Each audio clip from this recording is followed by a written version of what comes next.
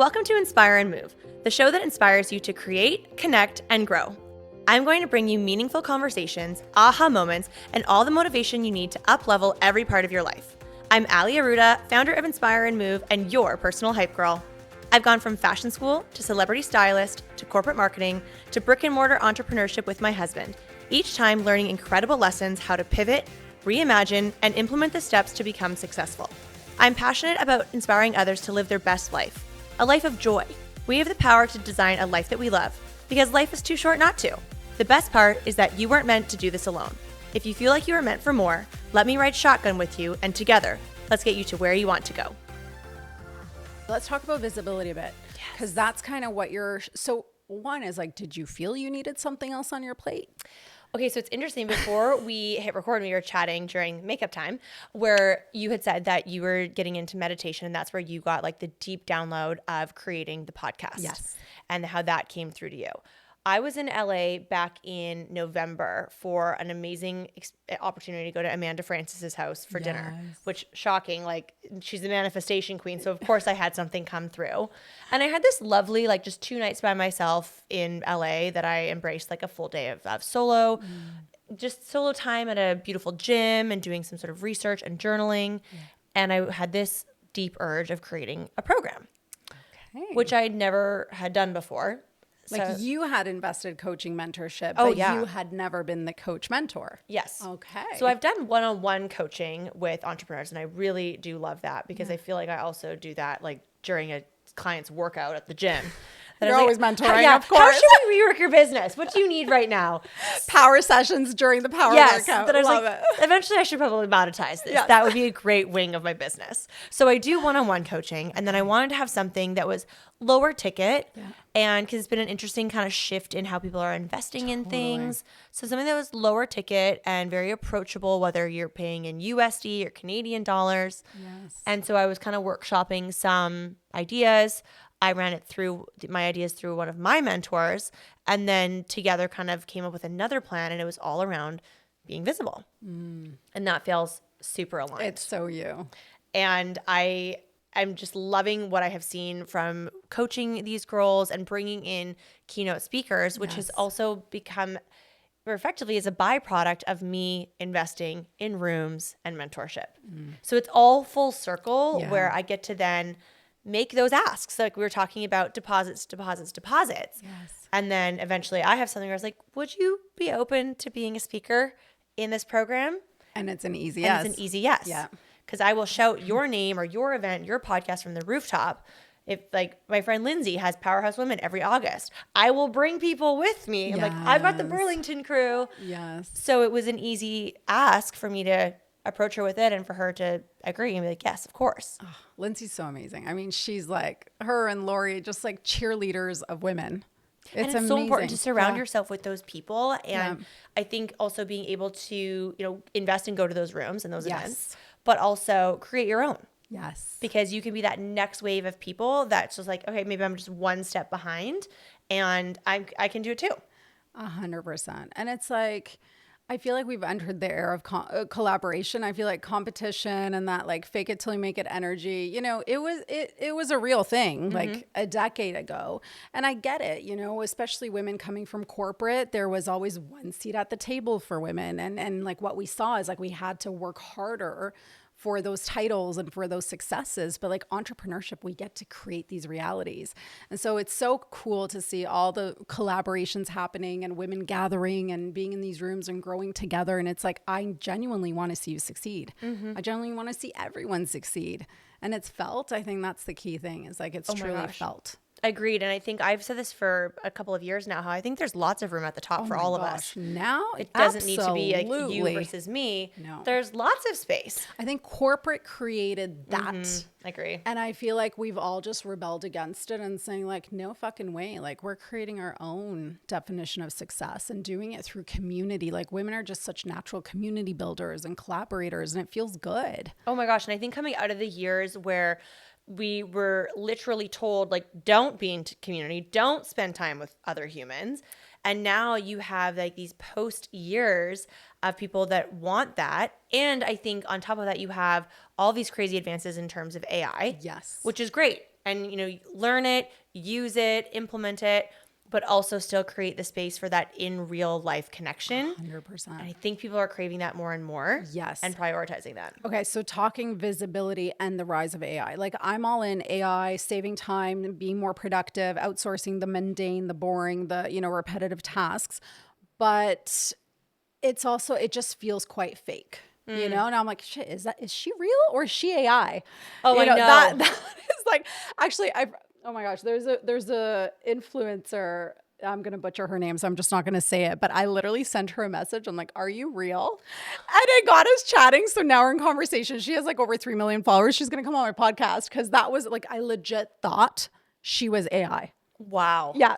So that was a great story. Can't wait to tune in for that one. I had to search her name. Oh my gosh. So for visibility now, like how do you actually stand out? Like what do you think is like 2026 and beyond? Like how do you gain true authentic visibility online when it's so saturated right now? I think consistency is a massive part of that. Okay. And I love talking about consistency also from a physical standpoint, like, Yes. Building your dream body. And it doesn't need to be like you want to be on this cover of Sports Illustrated, but just being able to chase your kids or lift your grandkids and travel when you're in your 70s. Yes. Building strong bodies for longevity. And that's a big play when it comes to consistency. But I think even creating those connections with your audience and building community, they need to see you. They need to be able to connect with you and know like who you are about. Yeah. When I was just in Australia, I had quite a few people DM me just saying like, I love seeing you on vacation with your best friends. This is so fun, because you're taking people along for the ride. Yeah. And you don't necessarily need to showcase everything in your personal life. I think having a boundary that feels good for everyone's different. Mm-hmm. Some people don't show their kids, and you can respect that. And some people do. I love showing my dogs. It's not uncommon. That's not part of my brand, but it's a big part of my life. Yeah. And I like to post almost every day in terms of my workout at my gym, because I also want that to be a very subtle funnel for people that might see that might be in the area and maybe want to join my business. But it's also part of my daily operating system. That's who I am. That's who you are. Yeah. But I think when it comes to building your personal brand, visibility, consistency go hand in hand, and giving them a variety of content. Like maybe you are talking to the camera and you are talking about something that you do or how you can help them, the problem that you solve. Yeah. Maybe it's a little recap video of an event that you were speaking at, and carousels, and just having consistent content. I'm trying to post like 2 to 5 times a day. A day? Wow. And some days are banner days where like they're 5 times, and sometimes it's 1 because I might have been in podcast recordings all day. Right. And are you seeing those numbers? Like, yes. Wow. Not to the scale of like Jen Gottlieb is my big inspo, and I have seen her numbers, like what she has done. She just hit like, now she's probably at almost 1 million. Yeah, I think followers. She's at 750 right now. Yeah. Well, so she posted a post about being at 750K. And you could see, if you follow her, you have seen the work that she's put in. Yes. In terms of visibility. I just saw her away at this amazing women's retreat that I know we have some mutual friends there. She was already at 755K. So just in like a matter of like 3 to 5 days, she had an additional spike in her followers. Yes. So I was one of her top affiliates, but now I'm trying to think back. This was Kelowna, so it's probably 2021 when she was talking about be seen, right? So she's skyrocketed since then. I can't even remember what she was, but it's the consistency. So how many times a day is she posting? Like 3 to 5. Holy shit. And does she have a video crew? She thinks she does a lot of it on her own. She does a lot of iPhone content. She was just in Nashville, so in a hotel room by herself, took a bunch of different content. You know that's my holdup, right? I'm like, I need my makeup done. But, okay, this is a great question. Yes. Why? Okay, so for example, my vision for the pickleball brand is I am documenting the whole behind the scenes journey of building my next product-based business. It's a premium brand. So for me, it's like, I do like the aesthetic. And I have 2 kids. So my home is not very aesthetically pleasing at most times of the day. It's lived in. It's lived in and enjoyed. So it's like, even, I just want things to look good, but I'm also building a premium brand. It's just a personal choice. I'm not comparing. I'm not judging. I don't have a video crew following me around, but I want it to look good because that feels good to me. That's my standard. Of course, that's very fair. And I think if you know that too, then that's very fair. But there, you might tap into a whole other world of an audience that people see. Maybe you have a messy bun. Maybe you've gone to a yoga class. Can I but still put like a light filter on?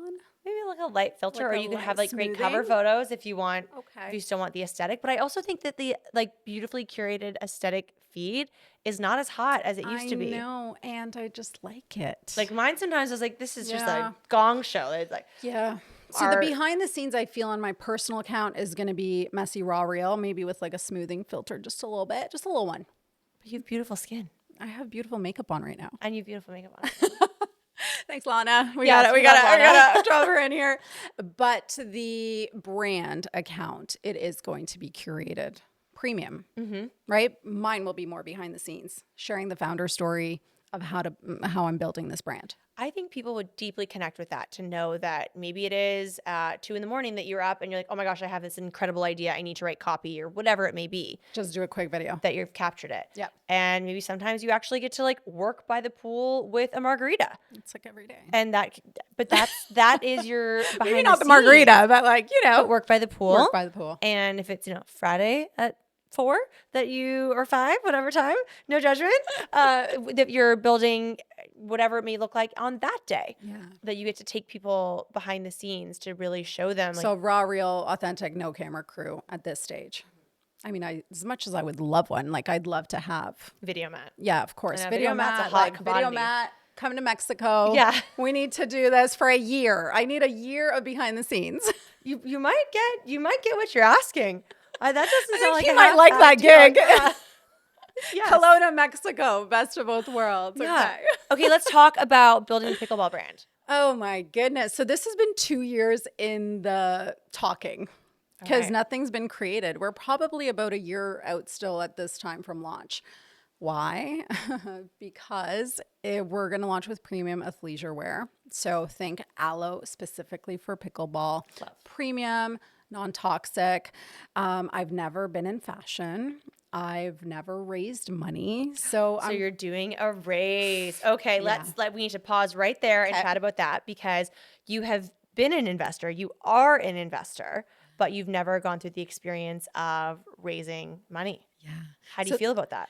So this is interesting, and I'm really mindful of who I share information with. Obviously, we're sharing this quite publicly. Perfect. We're on 2 podcasts right now. Two So podcasts this right is now. great.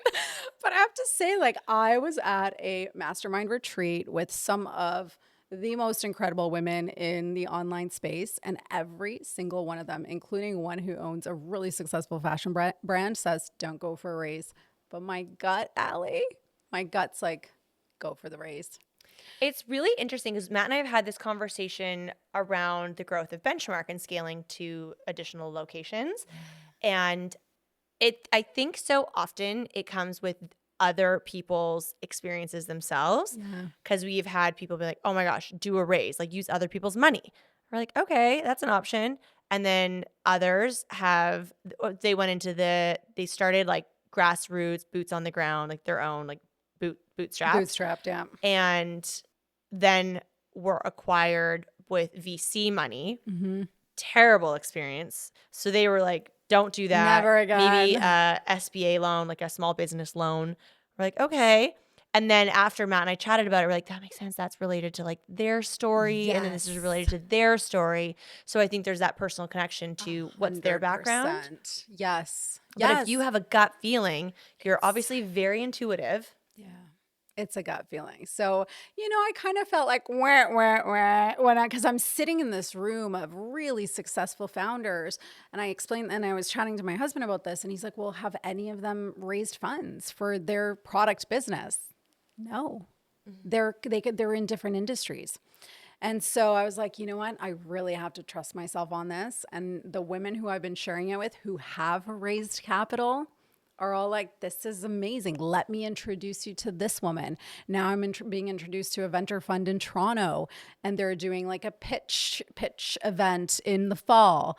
So it's like, once you trust yourself, I think that's the one thing that experience brings, right? Because now we're looking at over a decade of experience for both of us. It's like, once you have that experience and you've gone through so many different pivots and scenarios and growth times in your life and business, you can be like, okay, I trust myself. Yeah. because this feels good. And I don't have an explanation. I'm like, the other option is bootstrap, but I've already done that. Like I've already had that experience Yeah, you're like, of bootstrap. Check. Check, Yeah. right? Raising fund experience, not yet check. So it's kind of following that.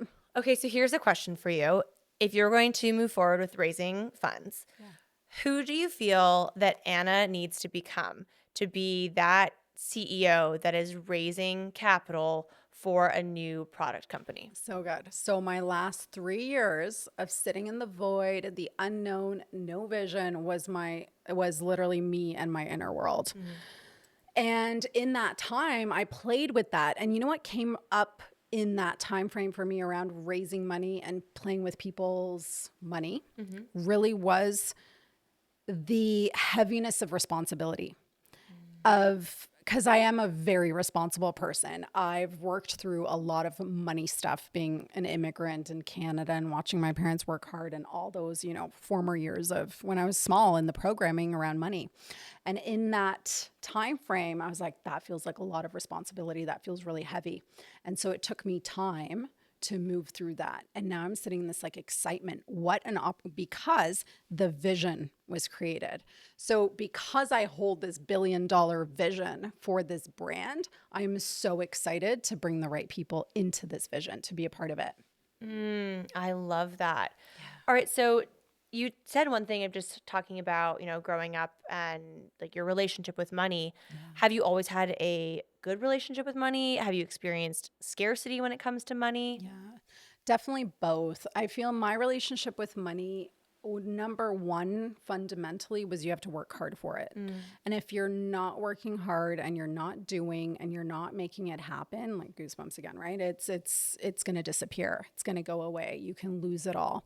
And so it was really connected to that. Like that was a big programming, working hard. What I unraveled last summer through an amazing hypnotherapy session was that there was also an energy that was still like, we look at these threads and we do so much work, right? Like personal growth and healing and, coaching and all of this. But I always look at like what else is going on, right? Because we're always in the state of evolution and expansion. And what came up last summer was this energy of proving and this energy of like, I have to prove myself. So under that was, if I'm not working hard, it's connected together, right? Then I'm not proving my worth. And so that was a big one. So when we brought that up to the surface, I was like, okay, interesting. I'm like, okay, I can see how I'm trying to prove myself through working hard here and here and here. And once I reached this space of like this inner feeling of like, I am worthy just because I'm fucking worthy. Like, period, end of sentence, completed. There's no explanation. So like that became a mantra of mine. And then over time, it became this embodied feeling of like, I'm worthy because I am, and you're worthy because you are. Simply because we exist, we're worthy. There doesn't need to be any proving energy. We don't need to work hard to prove ourselves that we are worthy. We're worthy. Yeah. Like, that's taken care of. So now can you create in a way, and I don't want it to seem like I don't work hard. If you're in passion and you're doing something you love and you have a vision, of course you're going to work hard. But it's when we switch the flip and we do it because we think we have to do it to prove something, or because if we don't, then it's tied to something. Oh, I love this perspective. And I feel like I've been hearing this on even some different shows that I'll listen to from, on the podcast space. Yeah. That is such a great perspective. I am always looking for ways to bring this community into the rooms that change things. And girlfriend, I have one for you. On May 21st in Brooklyn, New York, I am going to be speaking at the $1 Million Personal Brand Workshop, hosted by the incredible Jess Williamson. And I want you in that room with me.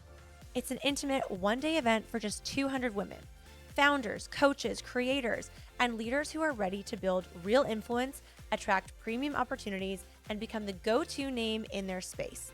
The speaker lineup is unreal. I'm talking Jen Gottlieb, Jacqueline Johnson, and the energy is going to be everything.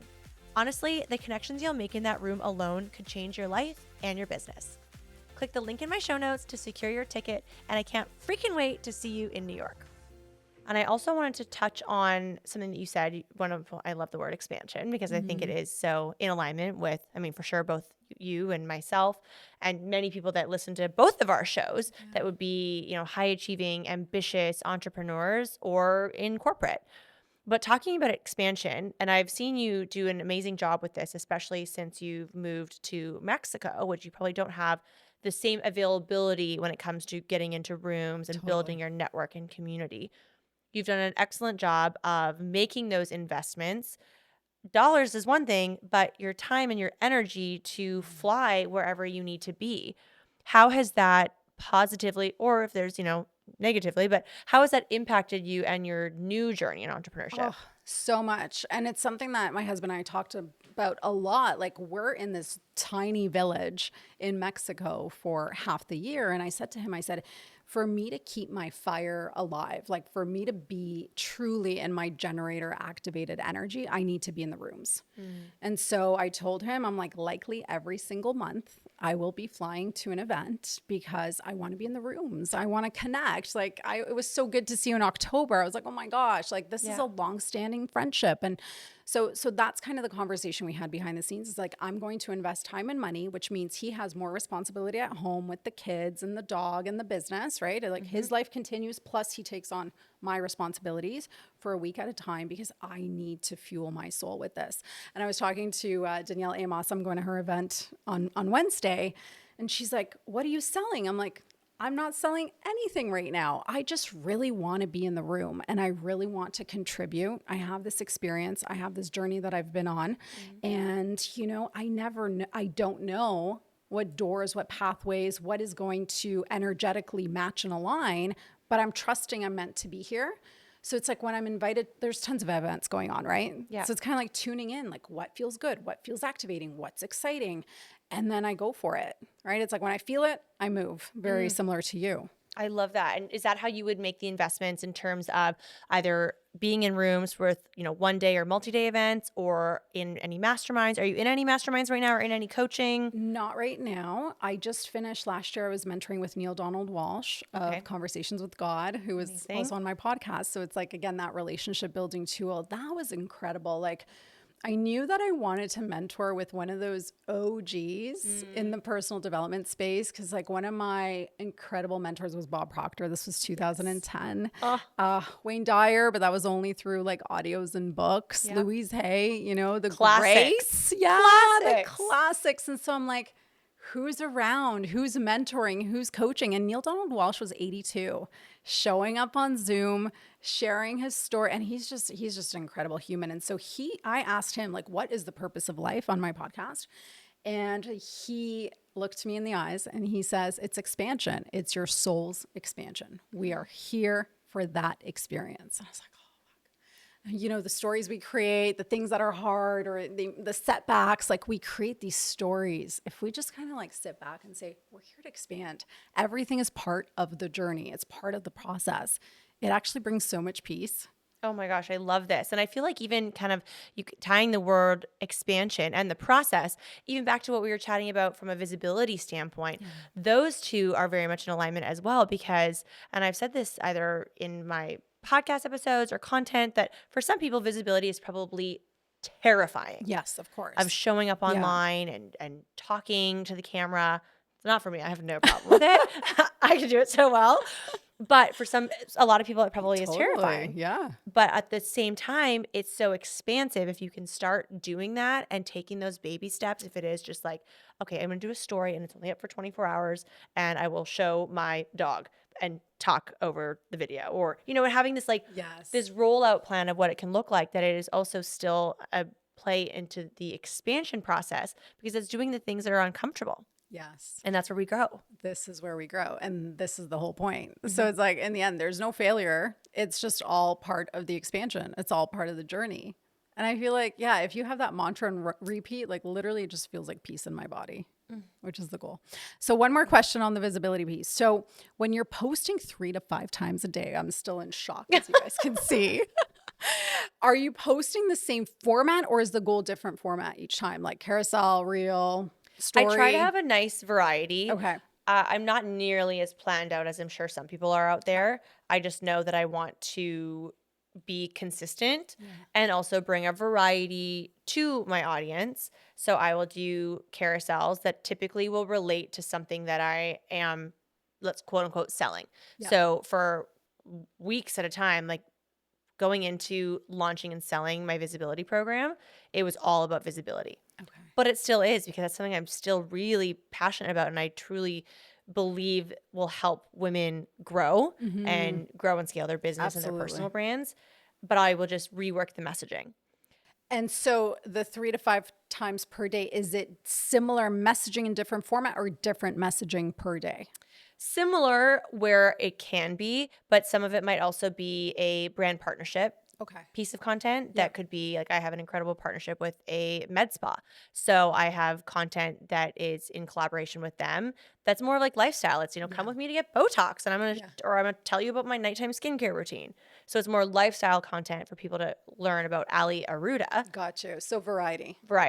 Variety That ties into your brand pillars. Yes. Okay. And all of it still is connected through visibility. Yeah. So I am not afraid to show needles going into my forehead, which there probably a couple of years ago would have been a time where I was like, I don't know if I want to show that. Right. But I don't want to hide it from people. Yeah. And also I have this amazing partnership that I'm so grateful for. And I love creating that content.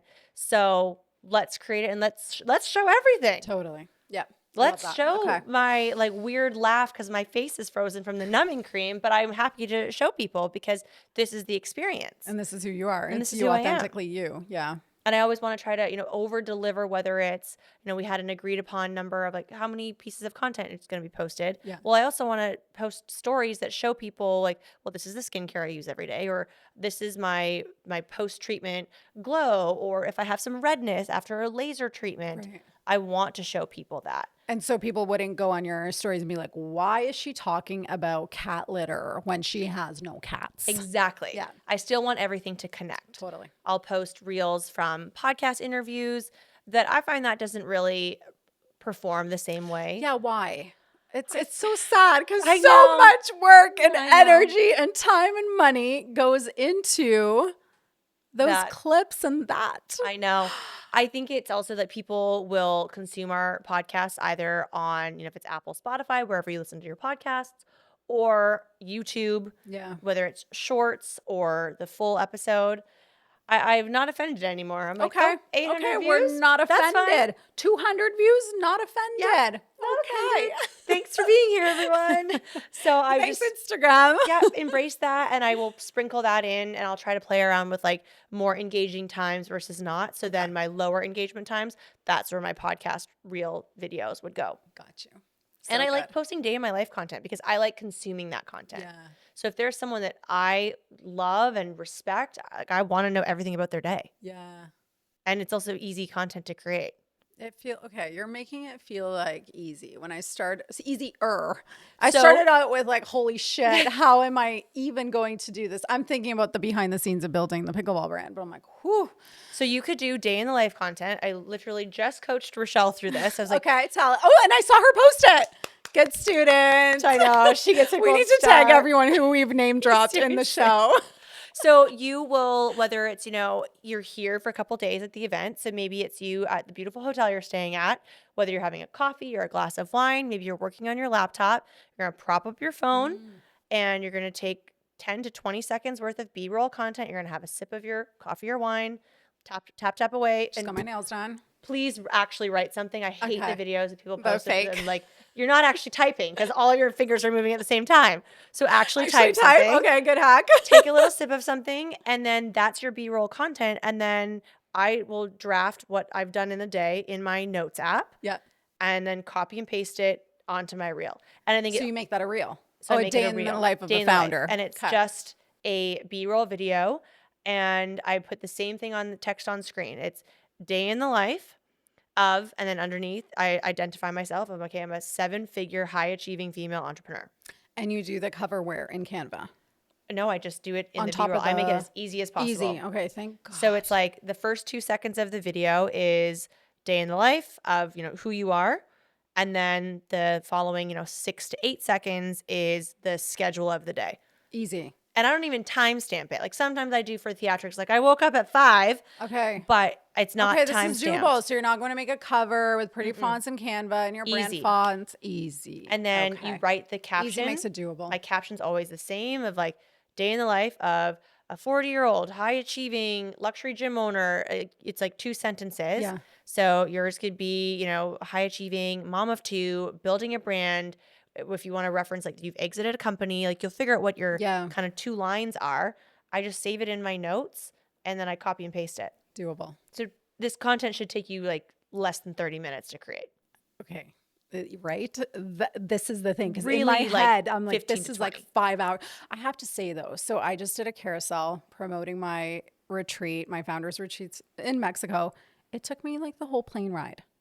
I spent 2 hours yesterday making a piece of content. So that 2 hours carousels kind of makes sense. if you're in Canva and you're doing photos and maybe you're doing like a transparency edit, playing with the font, spacing. See, I wasn't even doing that. I was just looking for photos, making sure the copy, it was exactly what I wanted to transmit of what the end experience of this retreat will be.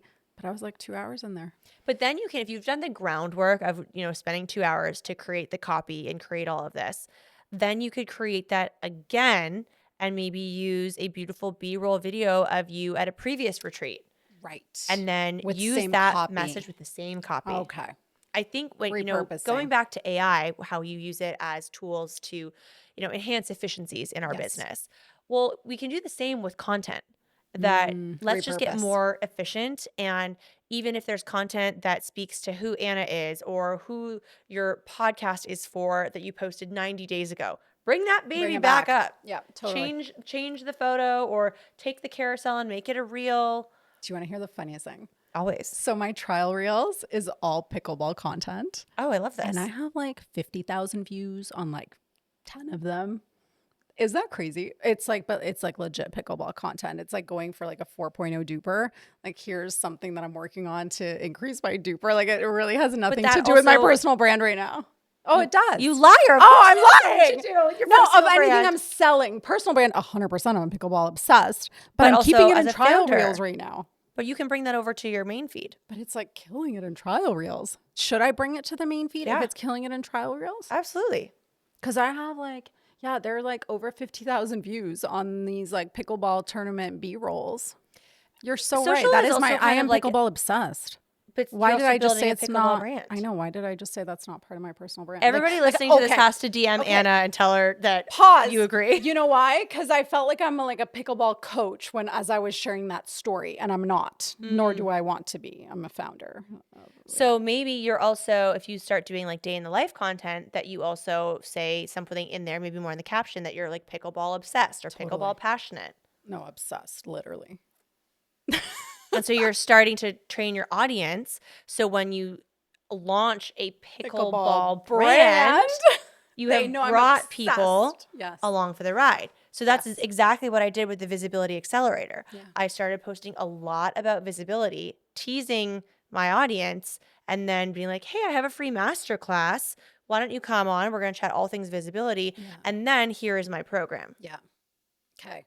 Sorry, delete that. It was literally because I was like, it's like pickleball coach content, which is like, that's not who I am. But pickleball playing obsessed, absolutely. So then just sprinkle that into your content. Yeah. I'm going to take those out of trial reels and bring them to my feed.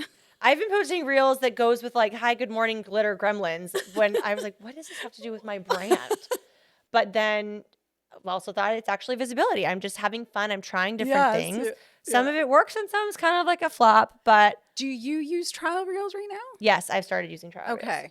And even when it comes to like brand partnerships, so anything that we discuss is for Instagram. Yeah. But now I will take that content, that brand content that I've created, and it'll go to trial reels, it'll go to YouTube Shorts, and it will go to TikTok. Okay. Yeah, I love that. Repurposing. I think that's huge. And then that just feels like much more ease. Well, and then you're being omnipresent. Yes. That I think you only have so much capacity to build on so many platforms. Totally. So I am not recreating content that's specific to TikTok. I don't know anything about the TikTok algorithm. I just have an active account. Okay. And do you do anything on LinkedIn? No. Okay. No, that's like, on my radar, Yeah. but also want to manage my own expectations that I have 2 episodes a week on a podcast. I'm trying to post 2 a week. 2 a week, 3 to 5 posts if I can on Instagram, daily stories. Plus, then you're running like a brick and mortar business. Yeah, and there's all the other coaching things. in a mastermind, Totally. coaching clients. And you want to like work out and drink water. All these things that we do in a day to be who we are. But you get 8 hours of sleep. Yeah. No, you made it feel approachable. You really did. So thank you. Appreciate Welcome. that. Okay, so we need to make sure everyone knows where to find you and follow along for building the brand for the pickleball brand. All right. So, and you for my show also. So _ Anna Lozano on Instagram. The pickleball brand is called Maya Pickleball. So I cannot wait to launch it, but we will start with behind the scenes content of launching a pickleball brand. I can't wait to follow along. And best place to find me is on Instagram at Ali Aruda, all one word. And hopefully you can see me and keep me accountable to 2 to 5 posts a day. Yeah, seriously, we are so going to keep you accountable to this. I love it. And we'll have everything linked obviously in the show notes for, being able to connect with Anna, to tune into her podcast, and hopefully the same for the Inspire and Move podcast. Absolutely. Thank you so much. This has been so fun. We should have also had like Cheers. glasses of wine going. Yeah, but cheers. like we got to cheers our Smart water. girly pops. So I'm like, cheers, it's closed. Oh my gosh, guys, thank you all so much for being here, for listening, watching, and I'm sure I can speak for both of us that as words of affirmation girlies, we would love 5-star ratings and reviews so that we can continue to grow these shows and bring on more amazing guests. Yes, please, more, please. Thanks, everyone. See you Thank you. soon. Bye.